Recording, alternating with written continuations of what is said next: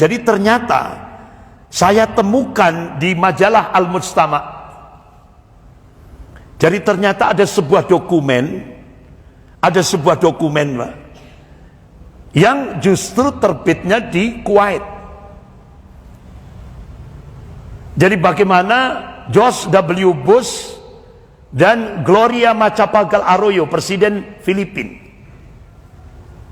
membentuk aliansi negara Kristus Asia Pasifik. Jadi mereka akan mendukung dan membentuk pasukan separatis di sejumlah negara seperti Malaysia dan Indonesia. Ini yang alhamdulillah menjadi pembahasan saya dengan Panglima Divisi Kostrad. Jadi ternyata separatis RMS dan separatis OPM, terutama separatis OPM, itu semua didukung oleh jaringan gereja-gereja di Papua. Qadarullah ketika saya dapat tugas safari dakwah di Sumatera Barat, di Padang, Sumatera Barat, ketemu dengan Ustadz Fadlan Garamatan. Nah, itu yang Ustadz Sabun, Ustadz Fadlan Garamatan. Langsung saya tanyakan pada beliau, Ustadz, ini saya dapat info, katanya gerakan separatis OPM itu didukung jaringan gereja. Benar enggak? Benar, Ustadz.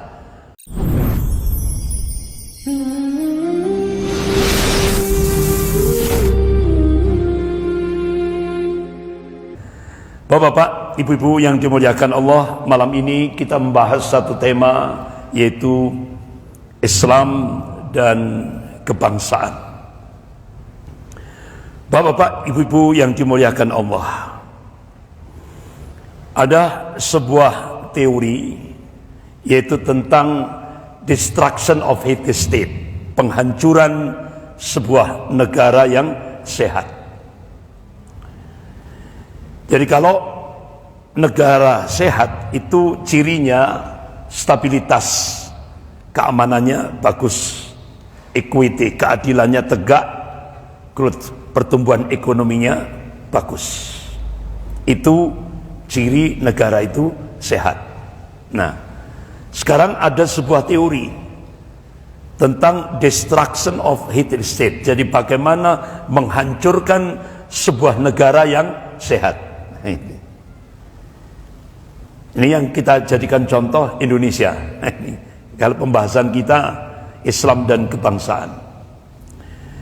Jadi ternyata untuk menghancurkan sebuah negara yang sehat itu pakai mixed mission, misi campur, yaitu intervensi politik, intelijen, ekonomi, dan lain-lain.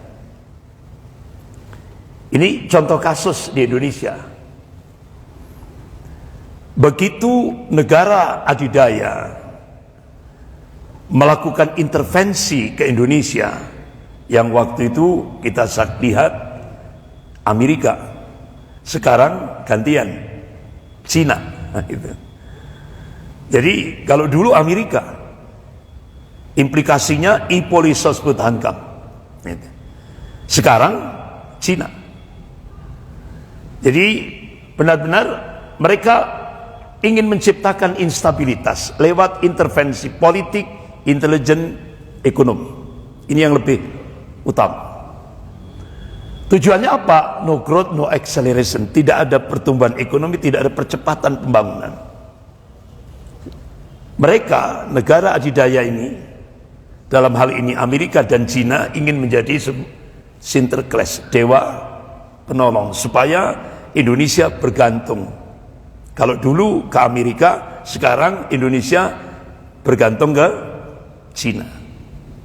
Inilah strategi menghancurkan sebuah negara yang sehat. Nah sekarang bapak-bapak, ibu-ibu yang dimuliakan Allah, kalau ketika kita melihat dalam aspek din, agama, ya, dalam aspek agama, karena pembahasannya Islam dan kebangsaan. Kalau dalam aspek din, memang Allah Subhanahu wa taala memberikan tanbih dalam surah Al-Ankabut ayat 2 sampai 3. A'udzubillahi minasyaitonir rajim. ahasiban nas ayutraku ayyakulu amanna wa hum la yuftanun walaqad fatana alladziina min qablihim fala ya'lamallahu alladziina shadaku wa la ya'lamal kadhibin. Apakah manusia mengira mereka dibiarkan begitu saja, hanya cukup mengatakan ya Allah saya telah beriman? Kata Allah belum cukup, hingga Allah menurunkan mihnah, ujian, cobaan, tantangan, tribulasi kehidupan.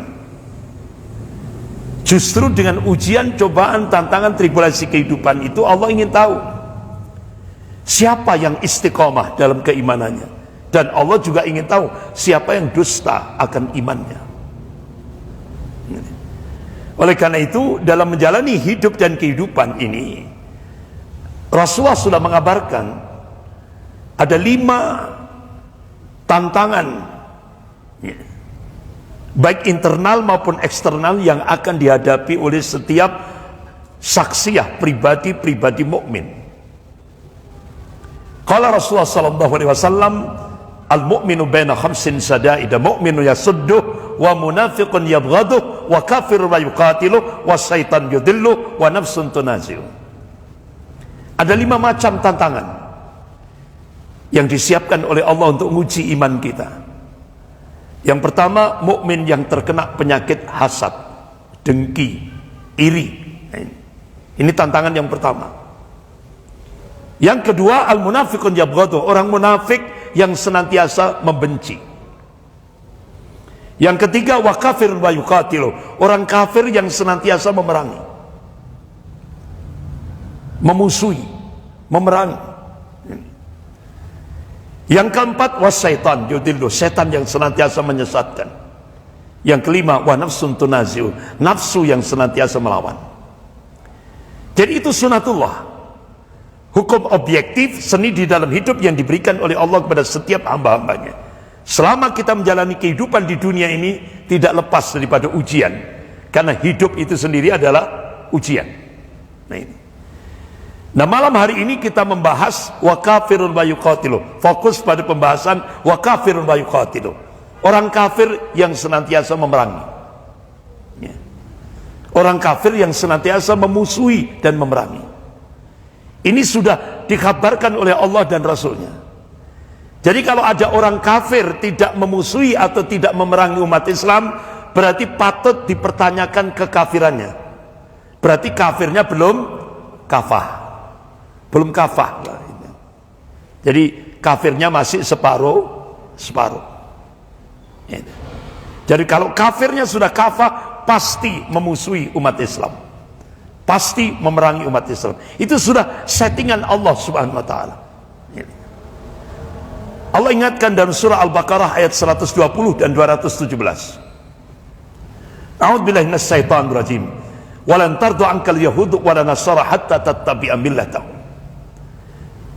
Di dalam ayat itu ada huruf lan, itu maknanya selamanya, berarti ila yaumil qiyamah. Kata Allah, al-yahud wa nasara, orang-orang Yahudi dan Nasrani tidak akan pernah ridho, tidak akan pernah rela, tidak akan pernah senang kepada umat Islam ini, sampai umat Islam masuk ke dalam milah mereka, agama mereka. Allah tegaskan lagi dalam surah Al-Baqarah ayat 217. A'udzubillahi minasyaitonir rajim, wa la yazaluna yuqatilunakum hatta yaruddukum an dinikum in istata'u. Selamanya orang-orang kafir itu, orang-orang Yahudi dan Nasrani, tidak akan pernah berhenti yuqatilunakum, kata Allah, memerangi umat Islam ini. Hatta yaruddukum an dinikum in istata'u, sampai umat Islam murtad, seandainya mereka sanggup. Sampai seperti itu Allah kabarkan. Bahkan bapak-bapak, ibu yang dimuliakan Allah, Allah tegaskan lagi dalam surah Al-Maidah ayat 82 ini. A'udzubillahi minasyaitonir rajim. La tajidanna asyadan nas 'adabatan lil ladzina amalu yahuda wal ladzina asyraku. Sungguh kalian akan menyaksikan, kalian akan melihat orang-orang yang paling keras permusuhannya terhadap hamba Allah yang mukmin, kata Allah, al-yahud, Yahudi, dan orang-orang musyrik.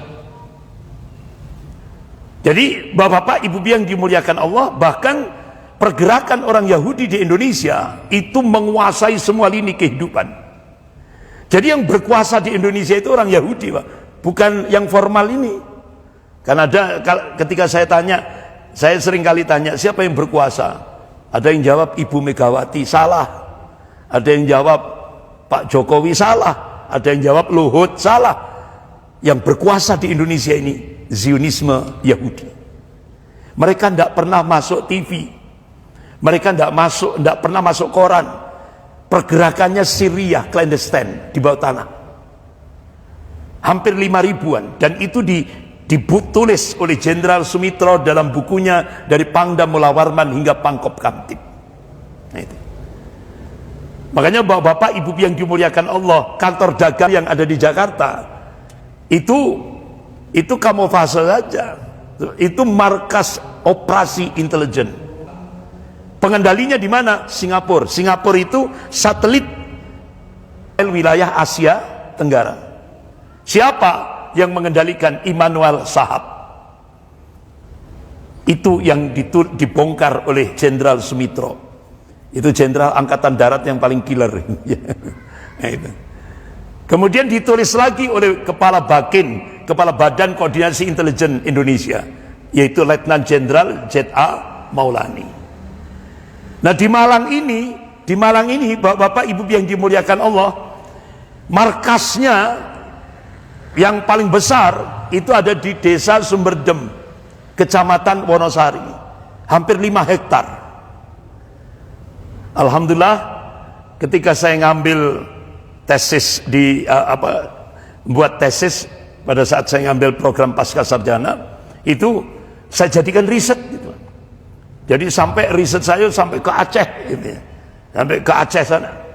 Jadi alhamdulillah saya bukukan, alhamdulillah saya serah, dan alhamdulillah dapat respon. Saya bukukan itu, dapat respon dari BAIS, Badan Intelijen Strategis Angkatan Darat, Mabes Angkatan Darat. Alhamdulillah langsung datang ke pondok pesantren saya, langsung kita arahkan ke sana. Alhamdulillah, markas Zionis Yahudi yang paling besar di Kabupaten Malang, di Desa Sumberdem, Kecamatan Wonosari, itu ditulis pelangnya itu Zion besar merah, ditutup oleh Mabes Angkatan Darat karena itu sangat membahayakan bagi NKRI. Jadi waktu saya melakukan riset itu jam 2 malam, Pak. Saya jagong itu, jadi ronda. Jadi jam 2 malam itu rata-rata mereka masuk. Jadi ada waktu-waktu tertentu. Masuknya jam 2 malam saat umat Islam tidur. Tidak ada mobil-mobil letter N, L. Semua letter B, mobil-mobil mewah. Ya, Mercedes-Benz. Masuk ke situ jam 2 malam. Memang tidak ada dampak di kawasan sekitar, tidak ada. Tapi itu berdampak bagi Indonesia. Kenapa mereka membangun sampai 5 hektar di sana? Karena jauh dari pantauan umat Islam, jauh dari pantauan aparat. Jadi alhamdulillah kita bersyukur apa yang saya tulis dapat respon dari Mabes Angkatan Darat, langsung ditutup. Jadi sekarang ditulis dijual berapa miliar gitu. Alhamdulillah sukses gitu. Bapak Ibu yang dimuliakan Allah, jadi tantangan umat Islam Indonesia pasca merdeka, kita di 3 tahun setelah Indonesia merdeka, umat Islam dihadapkan tantangan pergerakan komunis yang dipimpin oleh kadernya Stalin, yaitu Musso. Peristiwa 1948 di Madiun, ribuan umat Islam dibantai, santri dibantai, ulama, keluarganya, sehingga ada kuburan massal di Madiun itu. Jadi benar-benar umat Islam pasca merdeka dihadapkan oleh tantangan komunis. Saat Orde Baru, ya kan? Saat Orde Baru, umat Islam di Indonesia dihadapkan oleh tantangan eksternal, yaitu dari kalangan Ordo Jesuit. Ini pengendalinya Vatikan. Yang waktu itu Bapak-bapak, Ibu yang dimuliakan Allah, tahun 1971 wartawan majalah Tempo mewawancarai Jenderal Ali Murtopo. Dari situlah baru terdeteksi. Jadi ternyata pasca peristiwa G30 SPKI, tokoh Ordo Jesuit yaitu Peter Buck dari Belanda, yang mereka ini punya jaringan langsung ke Vatikan. Jadi kalau kita buka di Google, jaringan Ordo Jesuit ini ada kurang lebih sekitar 33.000 seluruh dunia. Sangat militan sekali. Di Indonesia tokohnya adalah Peter Buck. Nah itu. Tahun 1971 dia rekrut Jenderal Ali Murtopo. Itu diwawancarai oleh wartawan majalah Tempo. Jenderal Ali Murtopo diiming-imingi, kalau Anda kepingin menjadi RI 1 setelah Soeharto, syaratnya cuma satu, habisi umat Islam. Sehingga akhirnya waktu itu Jenderal Ali Murtopo merekrut Jenderal LB Murdani. Mulailah direkrut Nur Hasan Jubaidah dari Kediri. Diciptakanlah Islam Jamaah. Tujuannya apa? Untuk menghancurkan Islam dari dalam. Berubah jadi Darul Hadis, berubah jadi Lemkari, berubah jadi LDII. Itu tujuannya untuk menghancurkan Islam dari dalam. Kemudian Jenderal Ali Murtopo merekrut Adah Jailani untuk menghancurkan NII asli. NII asli itu komandemen wilayah 1, 2, 3, 4, 5, 6. Akhirnya Jenderal Ali Murtopo menciptakan komandemen wilayah 7, 8, 9. Yang 9 itu adalah Panji Gumilang, Pondok Pesantren Az-Zaitun. Itu. Jadi tujuannya untuk menghancurkan Islam dari dalam. Kemudian Jenderal Ali Murtopo merekrut Amran, disekolahkan di Libya untuk menguasai, lulus langsung dipakai, difasilitasi, muncullah operasi intelijen flash flag, yaitu operasi pembajakan pesawat Garuda Woyla di Bandara Don Muang, Thailand. Itu semua rekayasa, jebakan intelijen. Kemudian dimunculkan lagi Komji, Komando Jihad. Nah, itu. Seluruh Jawa. Habis itu diremut berapa yang dibantai oleh Jenderal Ali Murtopo. Muncul lagi peristiwa Tanjung Priok, berapa ratus umat Islam yang dibantai. Muncul lagi peristiwa Talang Sari, berapa ratus umat Islam. Itu operasi intelijen, jebakan yang dimotori oleh Jenderal Ali Murtopo. Ambisi untuk menjadi RI 1. Muncullah peristiwa Horkoneng, Usroh, ya. Muncul lagi peristiwa yaitu pengetatan para khotib Jum'ah, ya kan? Harus pakai SIM.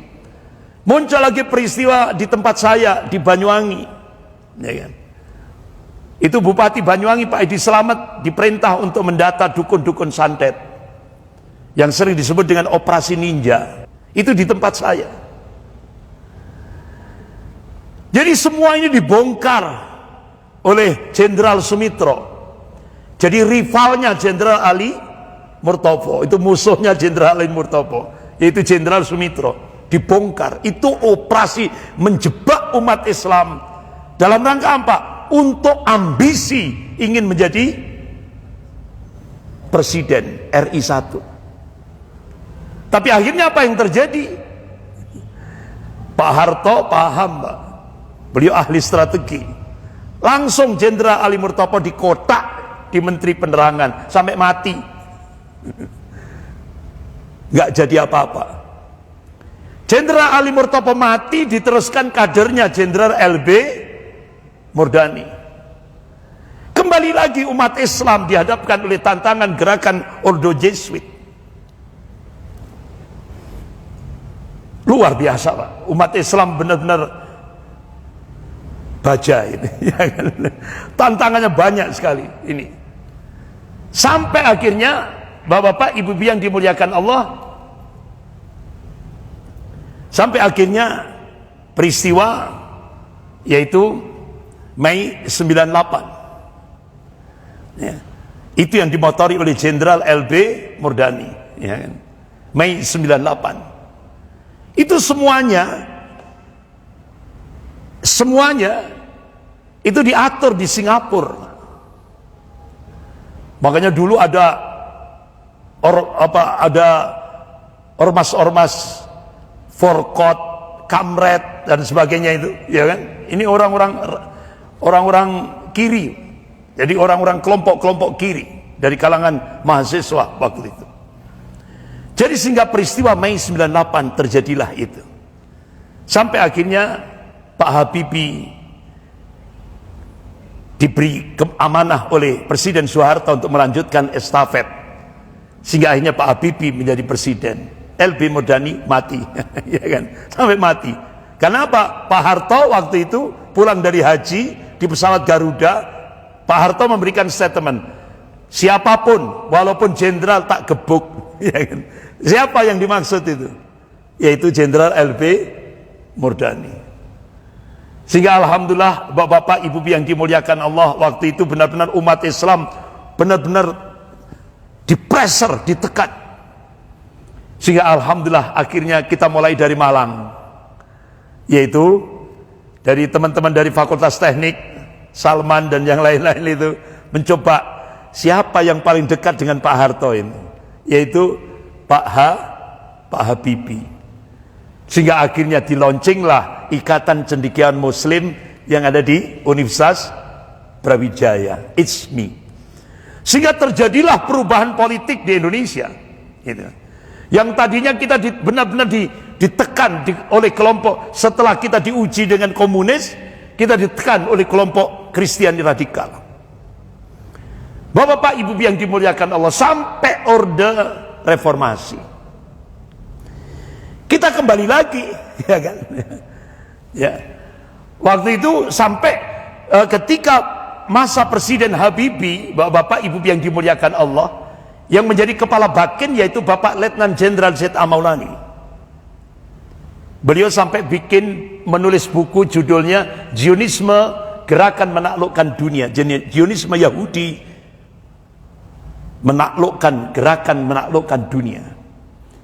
Jadi beliau memberikan satu pandangan politik waktu itu.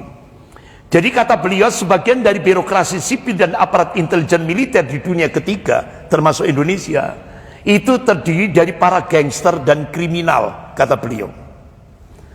Namun keadaan yang sebenarnya bila didalami jauh lebih rumit.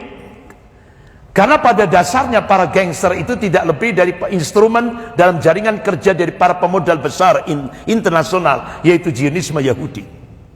Sebagai contoh, bekerjanya anasir Zionis Yahudi melalui jaringan clandestine di Indonesia, baik melalui partai-partai politik yang korup, badan-badan LSM kiri, kelompok teologi pembesar Katolik Yesuit yang ke kiri-kirian, serta kaum anarkis, yaitu Forkot waktu itu, Forkot, Kamret dan sebagainya itu, lembaga-lembaganya telah berhasil menyingkirkan tokoh yang memiliki integritas dan kompetensi. Pemimpin yang memiliki integritas dan kompetensi ini dari segi kepentingan Zionisme secara politik tidak dikehendaki.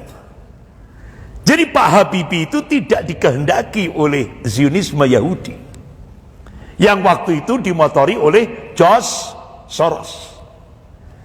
Sehingga akhirnya itu tadi, yang tadi teorinya tadi, untuk menghancurkan sebuah negara yang sehat, mixed mission, misi campur, akhirnya diintervensi lewat ekonomi, lewat George Soros. Sehingga Indonesia digoncang lewat ekonomi. Sehingga pada masa pemerintahan Habibie, waktu itu $1 itu kurang lebih 25.000 rupiah $1. Goncang Pak Indonesia. Kolab. Tapi sebelum beliau dimakjulkan di sidang umum MPR waktu itu, ya kan? Makanya kata Kabakin, Kepala Badan Koordinasi Intelijen Indonesia ini, Pak Letnan Jenderal Z.A. Maulani, jadi itulah yang terjadi dengan nasib Presiden B.J. Habibie di Indonesia, yang ditendang keluar oleh ini tadi, gerakan Zionis Yahudi yang ada di Indonesia. Bahkan oleh partainya sendiri ternyata disusupi oleh gerakan Zionis Yahudi. Tapi sebelum beliau lengser, Bapak Ibu yang dimuliakan Allah, alhamdulillah saya diberi kesempatan untuk bertemu beliau di Istana Negara. Jadi waktu itu saya masih mahasiswa, masih mahasiswa. Jadi alhamdulillah saya diundang ke Istana Negara. Jadi ini masih kurus Pak saya. Nah sekarang rada lemu. Jadi agak bedah. Ini masih kurus ini. Jadi saya diterima Presiden Habibie tahun 1998. Ini dibersamai oleh Profesor Malik Fajar, Menteri Agama waktu itu, Pak Malik Fajar. Nah, itu. Jadi alhamdulillah Bapak, padahal kalau kita lihat karya Habibie itu ada 10 pesawat tercanggih. Ini benar-benar diakui dunia. Ini yang ditakuti oleh Yahudi. Kenapa? Pak Habibie itu berhasil membangun 10 jenis pesawat canggih. 10 jenis diakui oleh dunia. Bahkan setelah ini Pak Habibie akan rekayasa pesawat militer dan senjata. Itu yang ditakuti oleh Zionis Yahudi. Makanya kenapa Habibie langsung digoncang lewat Mixed Mission, misi campur, yaitu intervensi ekonomi lewat George Soros. Ini Bapak, Ibu yang dimuliakan Allah. Begitu juga saya alhamdulillah mendapatkan info dari Mayor Jenderal TNI Ridwan, Panglima Divisi Kostrad. Jadi waktu itu beliau menyampaikan bagaimana kondisi Indonesia terutama di daerah-daerah perbatasan. Ya. Ini Mayor Jenderal Ridwan, ini Panglima Divisi Kostrad, ini wakilnya Wakil Panglima Divisi Kostrad yaitu Letnan Jenderal Syahiding ini. Jadi Bapak-bapak, Ibu-ibu yang dimuliakan Allah, saya dapat info dari beliau, bahkan saya diminta untuk menyampaikan materi di Divisi Kostrad ya, untuk memberi motivasi kepada prajurit Kostrad. Dan alhamdulillah saya diajak makan siang bersama komandan-komandan batalion di bawah Kostrad. Ini Panglima Divisi Kostrad Mayor Jenderal Ridwan, yang sebelumnya Bapak-bapak, Ibu yang dimuliakan Allah, saya pernah mendapatkan hampir 1 jam ilmu dari Panglima Divisi Kostrad sebelum beliau, yaitu Mayor Jenderal Kiflan Zain. Jadi alhamdulillah saya diundang di ruangan Panglima Divisi Kostrad, saya di briefing hampir 1 jam. Banyak ilmu tentang kondisi pertahanan Indonesia yang saya dapatkan. Akhirnya alhamdulillah Bapak-bapak, Ibu yang dimuliakan Allah, saya ditelepon Letkol Adam, jadi ajudan Panglima Divisi Kostrad. Ustadz diminta untuk safari dakwah, diajak oleh Panglima untuk safari dakwah bulan Ramadan. Alhamdulillah, jadi saya diajak keliling di batalion-batalion itu. Bapak-bapak, Ibu yang dimuliakan Allah, jadi ternyata saya temukan di majalah Al-Mujtama, jadi ternyata ada sebuah dokumen Pak, yang justru terbitnya di Kuwait. Jadi bagaimana George W. Bush dan Gloria Macapagal Arroyo, Presiden Filipina, membentuk aliansi negara Kristus Asia Pasifik. Jadi mereka akan mendukung dan membentuk pasukan separatis di sejumlah negara seperti Malaysia dan Indonesia. Ini yang alhamdulillah menjadi pembahasan saya dengan Panglima Divisi Kostrad. Jadi ternyata separatis RMS dan separatis OPM, terutama separatis OPM, itu semua didukung oleh jaringan gereja-gereja di Papua. Qadarullah, ketika saya dapat tugas safari dakwah di Sumatera Barat, di Padang, Sumatera Barat, ketemu dengan Ustadz Fadlan Karamatan.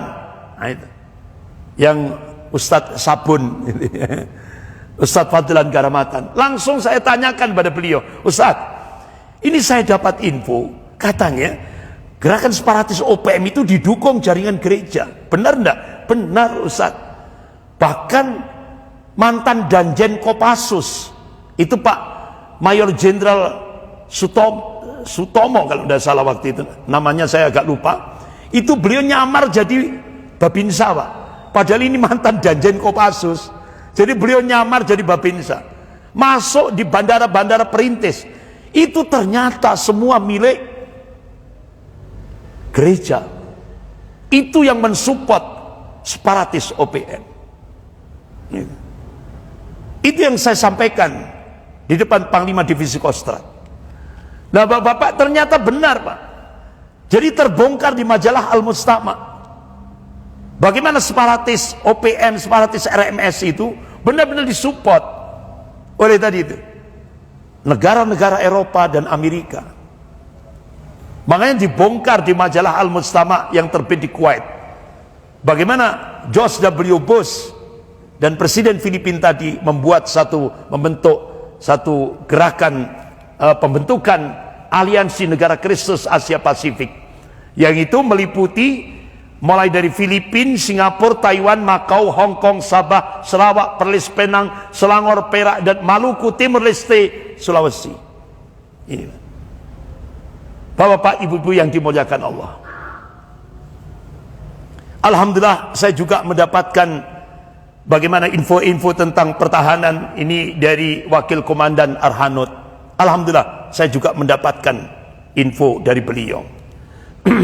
Bahkan ketika saya di Jakarta, alhamdulillah Bapak Ibu yang dimuliakan Allah, saya bertemu dengan Wakil Direktur BIN, Badan Intelijen Negara, yaitu Jenderal Muhdi PR. Alhamdulillah waktu itu saya dibersamai Ketua Bidang Dakwah Majelis Ulama Indonesia Pusat, yaitu Kiai Haji Khalil Ridwan LC, dan Ustadz Suhada Bahri LC. Alhamdulillah kita banyak mendapatkan info-info bagaimana situasi keamanan di Indonesia dari Wakil Direktur BIN, Badan Intelijen Negara, yaitu Jenderal Muhdi PR. Bahkan setelah itu saya mendapatkan ketika ada undangan di Jakarta, alhamdulillah saya juga dapat info-info dari Propam, anggota Propam Mabes Polri. Ini. Jadi banyak info-info yang perlu kita serap, terutama untuk umat Islam ini yang harus paham. Di akhir masa peralihan, yaitu bulan Februari 2014, jadi tanggal 23 Februari 2014, jadi akhir pemerintahan Pak SBY waktu itu, akhir pemerintahan Pak SBY, jadi masa transisi. Akhirnya saya bikin seminar sehari, temanya rodok kereng, Pak. Membongkar konspirasi Amerika dalam menghancurkan Islam di Indonesia. Saya undang waktu itu mantan Kapuspen dari Kodam Siliwangi, yaitu beliau pengamat intelijen Kolonel Purnawiran Herman Ibrahim. Itu masa transisi, masa transisi. Jadi alhamdulillah nggak ada hambatan, ya kan? Nggak ada hambatan. Ya. Tapi ya akhirnya dengan kita mengadakan seminar seperti ini, langsung kita kena abunya. Jadi bapak-bapak, ibu yang dimuliakan Allah, Kolonel Herman Ibrahim, yaitu beliau mantan Kapuspen Kodam Siliwangi, beliau mengatakan intelijen dalam praktek tidak berada dalam ruang hampa. Dia membawa misi ideologi dan kekuasaan. Celakanya setelah tumbangnya komunis internasional, sebuah konspirasi global menetapkan Islam sebagai musuh dan ideologi yang harus dihancurkan. Dalam ruang itulah intelijen Indonesia bekerja dan menari mengikuti irama genderang perang yang ditabuh oleh orang lain. Menyebalkan. Sehingga akhirnya ada sebuah lembaga LSM International Open Society Foundation merilis data mengejutkan tentang keterlibatan 54 negara termasuk Indonesia dalam aktivitas penyiksaan, penculikan, penahanan, pemindahan seseorang ke negara lain tanpa melalui proses hukum, dan penculikan terduga teroris oleh Badan Intelijen Amerika Serikat yaitu CIA. Jadi bapak-bapak, ibu yang dimuliakan Allah, dari operasi ini tadi diungkap oleh LSM ini, jadi konspirasi Indonesia Amerika menjadikan Islam didiskreditkan dengan beragam strategi opini dan propaganda. Ini waktu itu kita mencoba untuk membongkar, sehingga akhirnya bapak-bapak ibu yang dimuliakan Allah, ternyata Densus 88 itu diungkap oleh beberapa media yang Fair Eastern Economic Review dan Library of Congress, Congressional Research Service ini mengungkap bahwa Densus 88 itu dibentuk atas biaya sepenuhnya dari Amerika Serikat. Jadi majalah Fair Eastern Economic Review edisi 13 November 2003 menulis bahwa pemerintahan George W. Bush mengeluarkan biaya 16 juta US dollar, yaitu hampir 150 miliar untuk membentuk Densus 88 yang jumlahnya 400 anggota waktu itu. Hal yang sama ditulis oleh koran Jakarta Post tanggal 6 September 2004 dan harian Warta Kota 12 November 2003. Jadi bapak-bapak ibu yang dimuliakan Allah, itu benar-benar nyata. Jadi dari majalah ini diungkap. Bahkan laporan Congressional Research Service, lembaga riset di bawah The Library of Congress tahun 2005 memaparkan dengan rinci. Jadi dana yang dikeluarkan oleh pemerintah Bush untuk Indonesia, termasuk untuk Polri dan Densus 88, itu tahun 2004 Amerika Serikat memberikan bantuan 5.778.000 US dollar. Tahun 2005 sebesar 5.300.000 US dollar.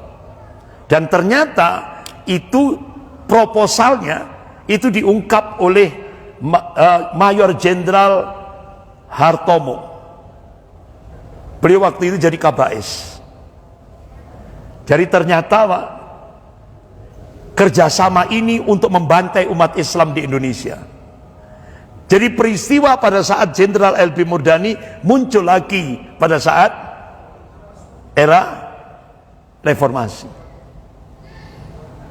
Jadi seperti itu. Bahkan bapak-bapak, ibu yang dimuliakan Allah, mantan ini kalau sudah pensiun kan, biasanya kalau sudah pensiun sudah baru berani nyanyi kalau sudah pensiun. Jadi mantan komandan Satgas Intel Badan Intelijen Strategis yaitu BAIS, Laksamana TNI Purnam Mulya Wibisono menyebut kejadian teroris yang ada di Indonesia hanya rekayasa untuk mendapatkan proyek dolar dari Amerika. Jadi rakyatnya dikorbankan untuk mencari dolar. Bahkan bapak-bapak strateginya ini diungkap oleh Pak Mulya Wibisono. Invitasi ke dalam kelompok Islam yang memiliki semangat perlawanan, tapi akidahnya nol, cuma semangat saja. Nah, ini kemudian dibuat radikal atau lebih radikal dengan doktrin jihad yang diselewengkan, diprovokasi, dipasok pendanaan untuk melakukan aksi disertai pengelabuan informasi, sehingga terciptalah stigmatisasi negatif. Akhirnya umat Islam ya, dijadikan sasaran target. Ini kemudian contoh